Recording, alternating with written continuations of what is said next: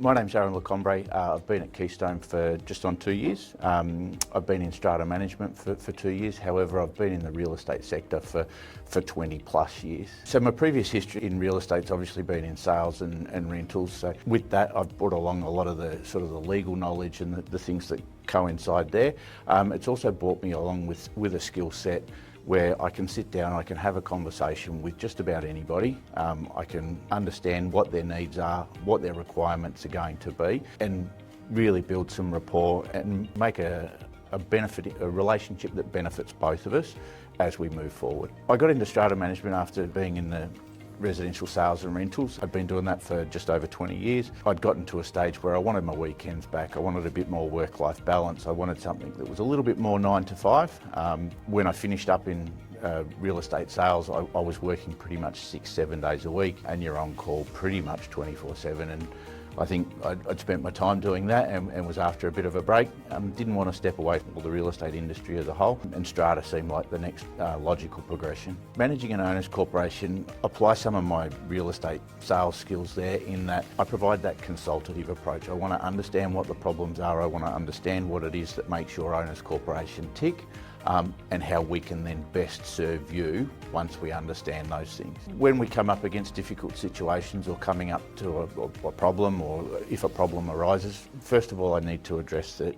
Is it a problem that I've created, and if so, how did I create that problem? If it's not a problem that I've created, it's take a step back, look at the situation, work out what it is that needs to happen, and make a way forward from there. My approach to strata management is a bit different because, as I said previously, it is that consultative type approach. I want to understand what it is about your building, what it is about your owners corporation that is different from the one next door or the one just down the road. What are your individual requirements? Because it might look like it's a cookie cutter industry, however it's not. Each owners corporation, each building, each property, each lot owner, they're going to have different needs, they're going to have different wants, and they're going to have different expectations about what they require from their strata manager. My role is to work out what that is and provide the client, whether it be the OC as a whole or an individual, with what it is that they need. What I love most about being a strata manager is that every day is different. Again, some people may think that it's that cookie cutter sort of approach and that one situation or one fix is going to suit all things. That's definitely not the case. Every day is different, every day poses a new challenge, and I really enjoy being able to start the day with potentially a problem or something that needs to be rectified, work through the day or the week or the month, whatever it may be, and come to a conclusion and be able to solve the issue or rectify the defect, whatever it might be. So what motivates me in delivering that great service is actually seeing the clients at the end of the day. Once you've taken that uneasy, difficult situation or that problem or that issue, you've worked through the process, you've brought it to its fruition, or you've solved the issue, you've rectified it, whatever it may be, is seeing how the client responds to that at the end. I look after anything from 3 lots through to about 200 at the present time. So in my role here as a strata manager, I don't just manage OCs on a day-to-day basis. Part of my role is business development and sort of working with OCs that are looking at making a change from their current management company to Keystone, and I help them with that initial process, the pricing, those sorts of things, addressing the issues that they've got with their current manager, making sure that we are a good fit, and then managing that onboarding process to get them from where they currently are across to Keystone and smooth sailing from there. The way I've helped one of the particular owners corporations that we look after is actually one that's relatively new to Keystone. We've had it since about April last year.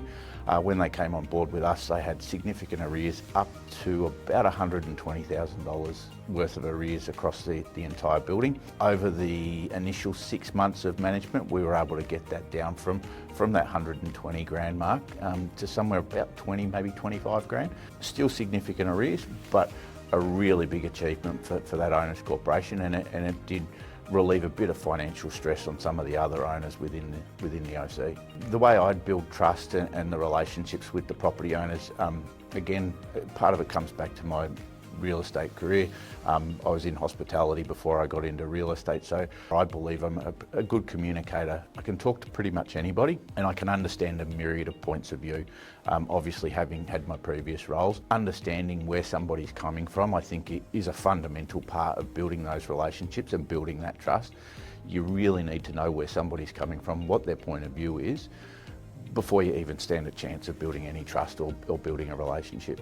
At the moment, that work-life, what I enjoy when I'm not at work, at the moment the work-life balance is probably not where it should be, but I really enjoy training, have been known to compete in masters weightlifting, so that's something that I really enjoy when I'm not at work. If not, I love to travel overseas, spent a fair bit of time in Japan, I've recently been to Canada. Yeah, so we're looking forward to another trip, probably to Thailand, somewhere like that. Something interesting about me that most people don't know is obviously the weightlifting thing. It's not somebody people would expect, just about 50, and it's a little bit out of left field. It's a bit of a specialty sport, so yeah, that's probably something most people wouldn't know. The reason people or owners corporations decide or elect to stay with Keystone as a company, I think it comes down to the way that Keystone actually came about. It came about as a family business and it's gradually expanded and grown. The values that it's had as that family business initially have continued and stuck with the building, or with the company, should I say. As new staff have come on, they've adopted those values as well. Because we've come from sort of those smaller things, we've evolved as a company. As it's gotten bigger, we've added systems, we've added procedures so that we can actually deliver what we say we're going to do.